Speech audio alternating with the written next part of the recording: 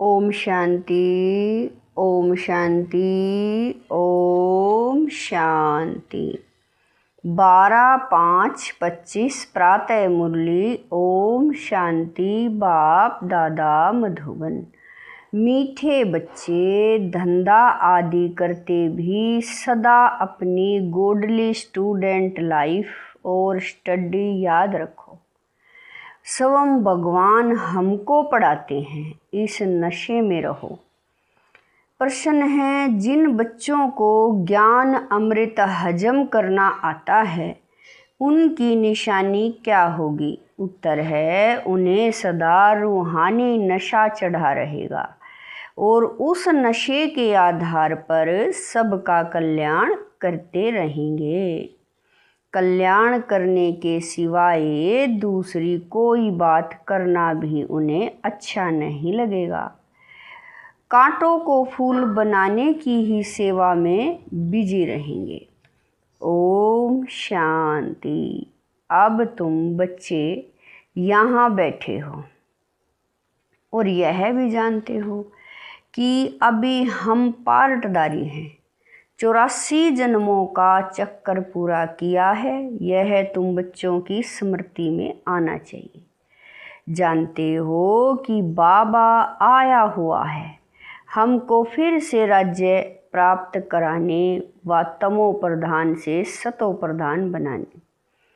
यह बातें सिवाय बाप के और कोई नहीं समझाएंगे। तुम जब यहाँ बैठते हो तो तुम जैसे स्कूल में बैठे हो, बाहर हो तो स्कूल में नहीं हो। जानते हो, यह ऊंचे ते ऊंच रूहानी स्कूल है। रूहानी बाप बैठ पढ़ाते हैं। पढ़ाई तो बच्चों को याद आनी चाहिए ना। यह भी बच्चा ठहरा। इनको अथवा सभी को सिखलाने वाला वह बाप है। सब मनुष्य मात्र की आत्माओं का वह बाप है। वह आकर शरीर का लोन लेकर तुमको समझा रहे हैं, रोज समझाते हैं। यहाँ जब बैठते हो तो बुद्धि में स्मृति रहनी चाहिए कि हमने 84 जन्म लिए। हम विश्व के मालिक थे, देवी देवता थे, फिर पुनर्जन्म लेते लेते आकर पट पड़े हैं। भारत कितना सॉल्वेंट था, सारी स्मृति आई है। भारत की ही कहानी है, साथ साथ अपनी भी। अपने को फिर भूल न जाओ। हम स्वर्ग में राज्य करते थे, फिर हमको 84 जन्म लेने पड़े। यह सारा दिन स्मृति में लाना पड़े। धंधा आदि करते स्टडी तो याद आनी चाहिए ना। कैसे हम विश्व के मालिक थे, फिर हम नीचे उतरते आए। बहुत सहज है, परंतु यह याद भी कोई को रहती नहीं है।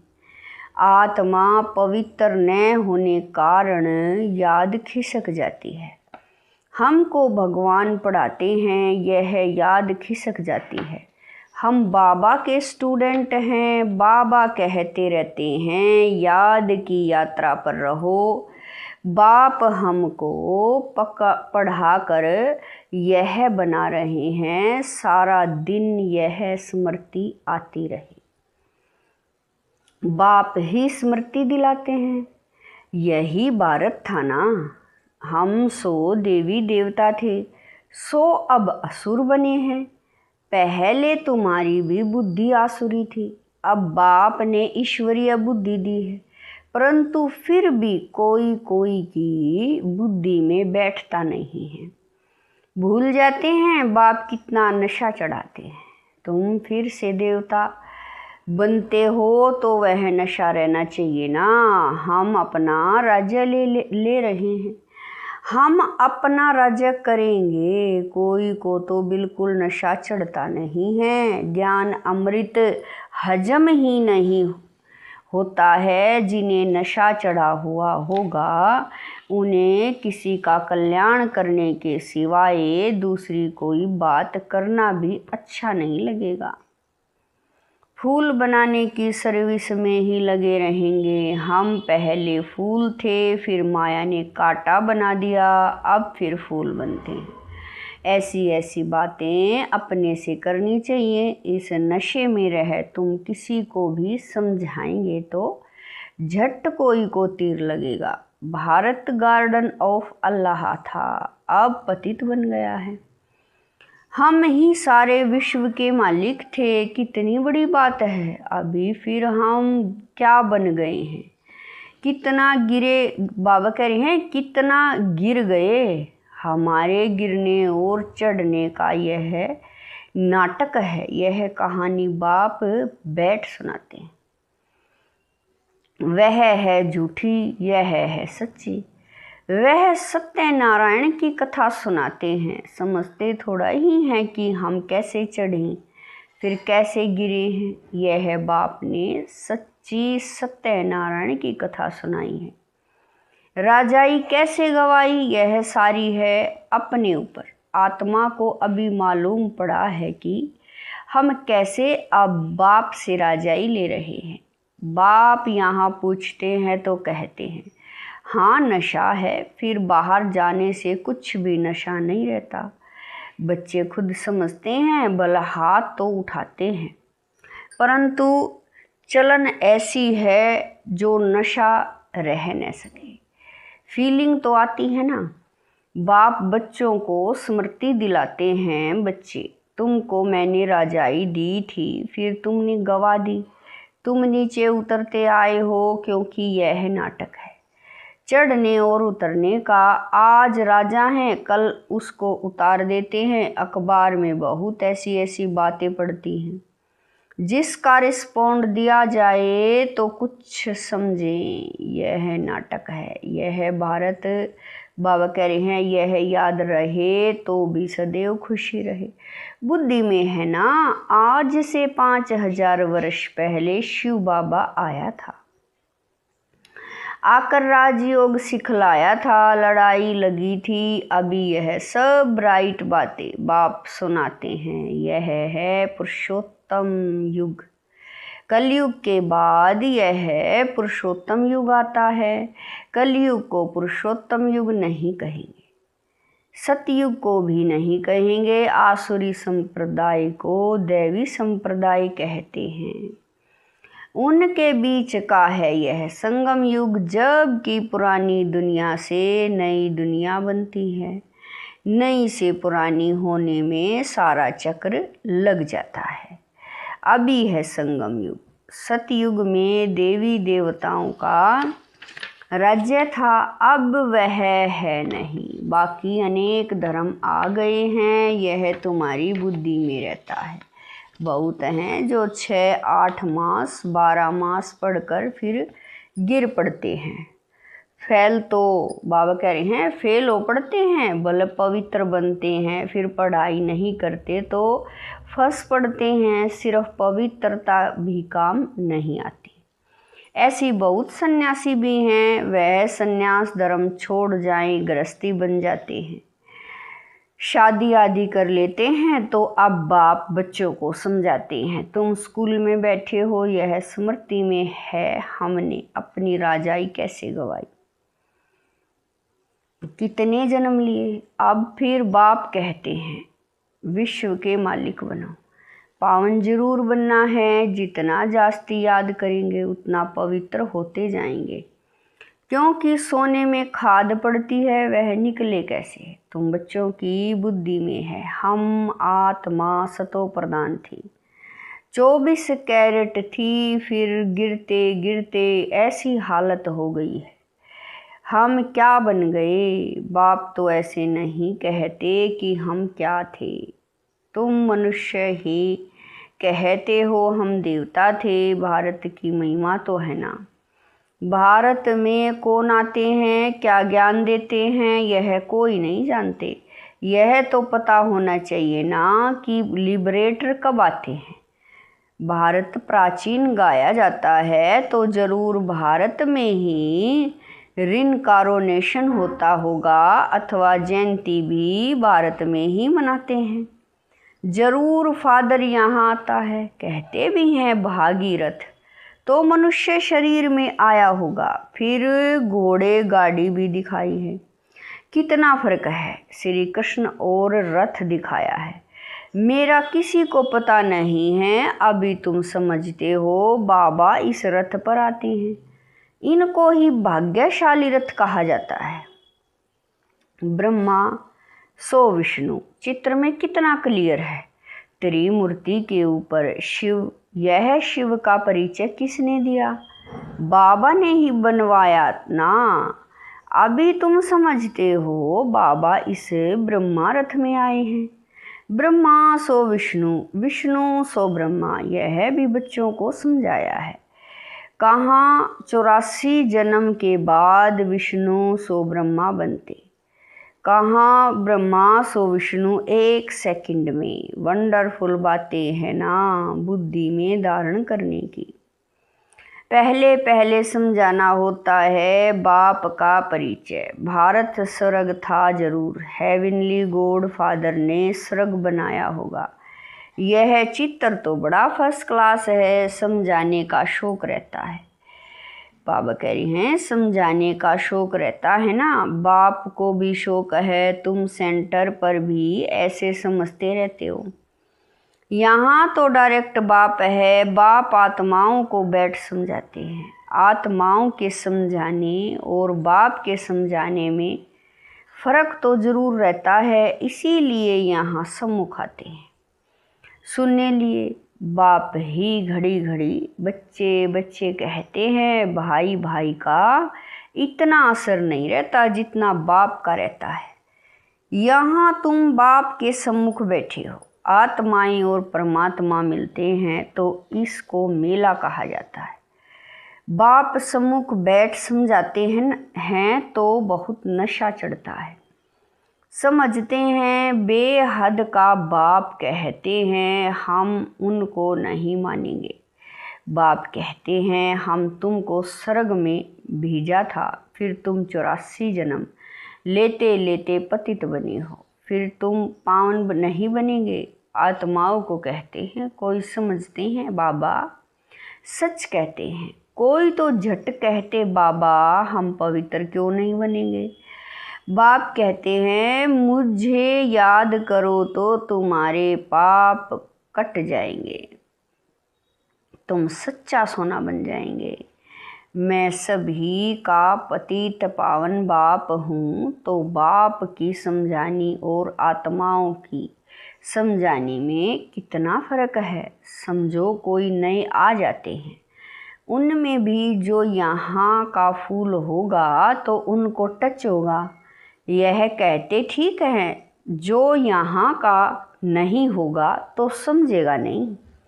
तो तुम भी समझाओ, हम आत्माओं को बाप कहते हैं तुम पावन बनो।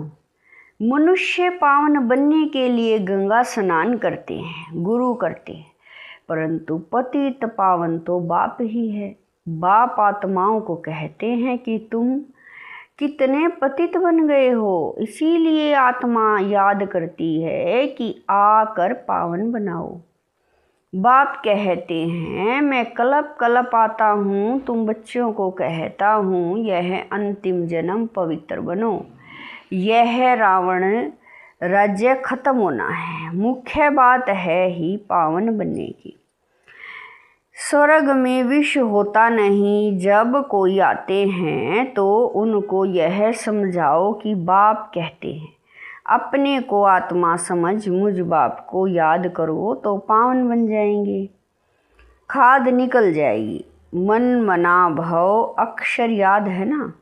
बाप निराकार हैं, हम आत्मा भी निराकार हैं। जैसे हम शरीर द्वारा सुनते हैं, बाप भी इस शरीर में आकर समझाते हैं। नहीं तो कैसे कहें कि माँ में कम याद करो, देह के सभी संबंध छोड़ो। जरूर यहाँ आते हैं, ब्रह्मा में प्रवेश करते हैं।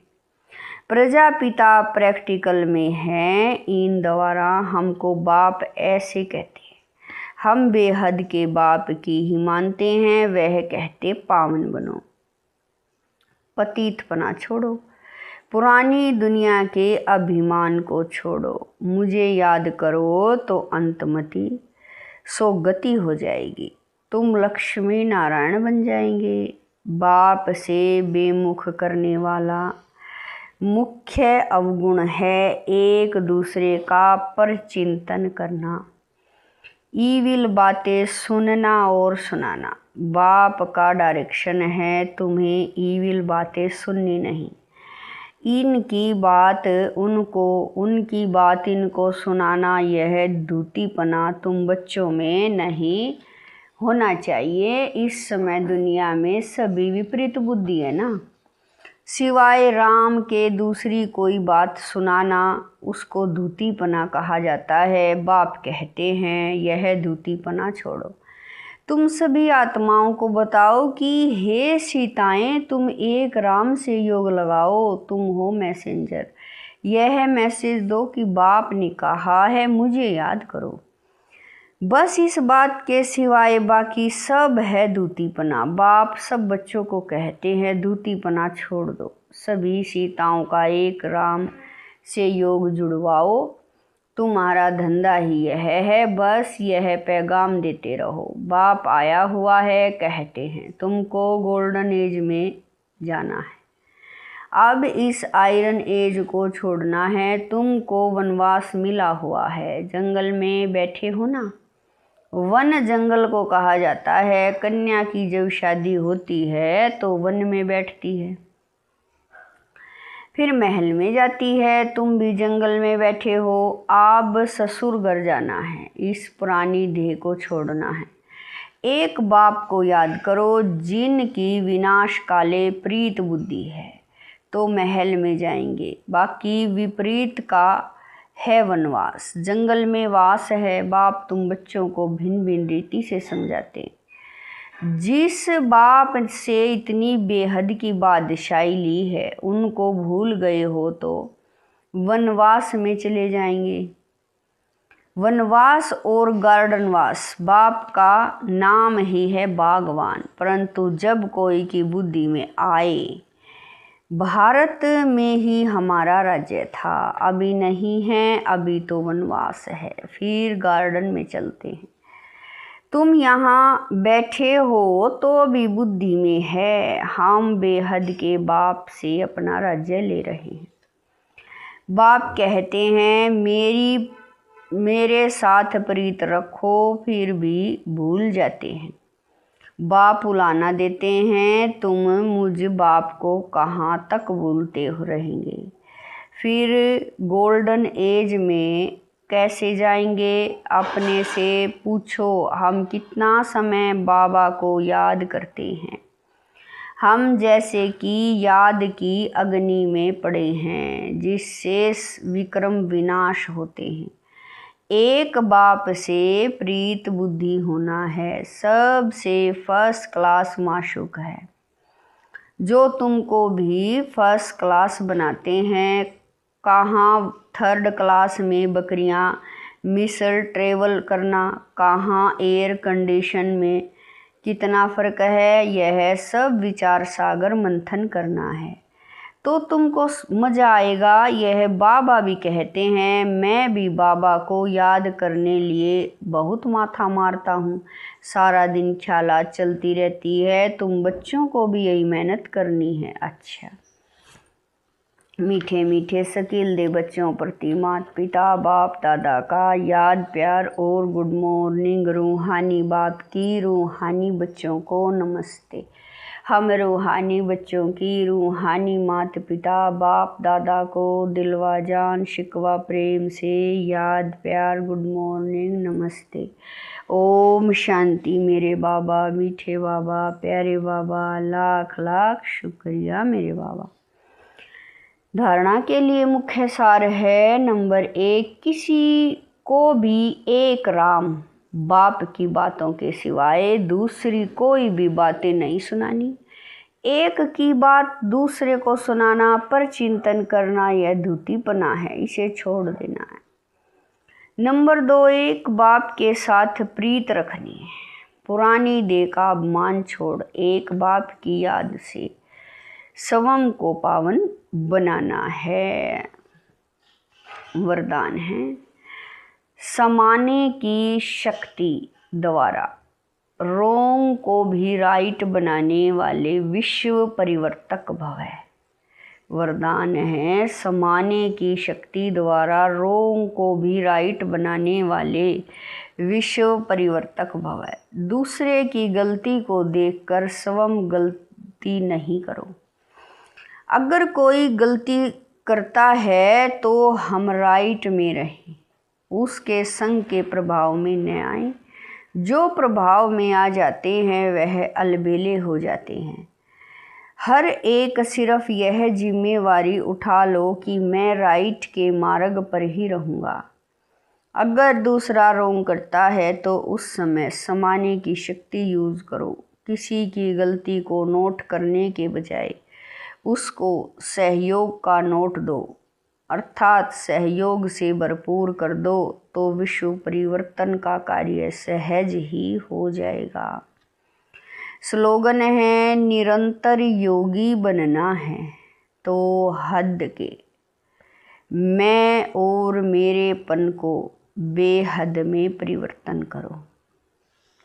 स्लोगन है निरंतर योगी बनना है तो हद के मैं और मेरेपन को बेहद में परिवर्तन करो। अव्यक्त इशारे रूहानी रॉयल्टी और प्योरिटी की पर्सनैलिटी धारण करो। व्यक्ति इशारे में बाबा ने कहा है वर्तमान समय के प्रमाण फरिश्तेपन की संपन्न स्टेज के व बाप समान स्टेज के समीप आ रहे हो। उसी प्रमाण पवित्रता की परिभाषा भी अति सूक्ष्म होती जाती है। जिसे ब्रह्मचारी बनना ही पवित्रता नहीं तो ब्रह्मचारी के साथ ब्रह्मा बाप के हर कर्म रूपी कदम पर कदम रखने वाले ब्रह्मचारी बनो। ओम शांति।